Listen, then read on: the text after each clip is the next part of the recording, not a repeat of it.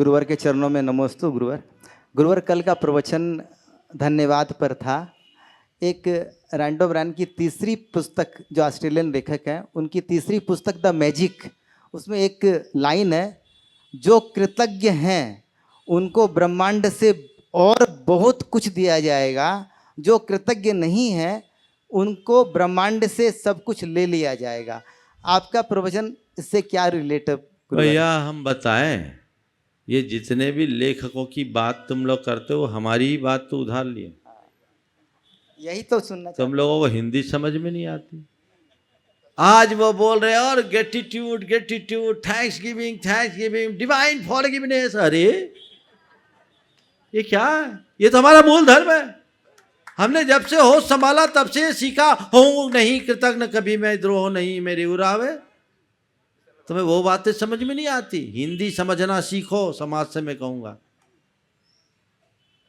जो हमारी मूलभूत संस्कृति उसे पहचानो। हमारी संस्कृति में कृतज्ञता को सबसे बड़ा गुण और कृतज्ञता को सबसे बड़ा पाप कहा गया। यह लिखा गया है कि और सब पापों का तो फिर भी प्रायश्चित हो सकता है, पर अभागे कृतज्ञ का कभी उद्धार नहीं होगा। ये बात हमारे शास्त्रों में, जिसे सबसे बड़ा गुण कहा गया, वो कृतज्ञता का। अब आप वहां जो कृतज्ञता ग्रेटिट्यूड बनकर आता है, तब तुम्हारा एटीट्यूड बदलता है। बड़ी विचित्रता है। बहुत जो बातें संतों के मुख से निकलती है, यदि श्रद्धा से सुनो तो तुम्हारा जीवन बदल जाएगा। पर क्या करें, आपकी सोच इतनी पेशेवर हो गई है कि तुम्हें केवल पेशेवरों की बात समझ में आती है, संतों की बात समझ में ही नहीं आती। पेशेवर की बात पूरी तरह व्यापारिक होगी और संत की बात सदैव पारमार्थिक होगी। व्यापारिक बात करने वाले अगर कोई तुम्हें प्रेरित करेंगे भी तो तुम्हारा बदलाव भी होगा, तो तुम्हारी सोच टोटली कैलकुलेटिव ही होगी। पर संतों की बात सुनकर तुम्हारे जीवन में बदलाव होगा तो तुम्हारी सोच आध्यात्मिक होगी। तुम ऐसे लोगों की बात सुनकर के संपन्न बन सकते हो, पर संतों की बात सुनोगे, संपन्न बनो या न बनो, सज्जन बन सकते हो। तुम्हारा चरित्र बल ऊंचा होगा, तुम्हारा आचार ऊंचा होगा, तुम्हारा विचार ऊंचा होगा, तुम्हारा व्यवहार ऊंचा होगा और तुम्हारा व्यापार अच्छा होगा। दृष्टिकोण बदलिए। पर आप लोगों को फ्री में मिलता है, इसलिए उसका कोई मूल्य नहीं। बस यही बात। जब पहले पैसे दे के आते ना, अभी ट्रेनिंग लेकर आया है गौतम, है ना, रोज कितना लाखों लाख रुपए लगते होंगे, वो अच्छा लगता है।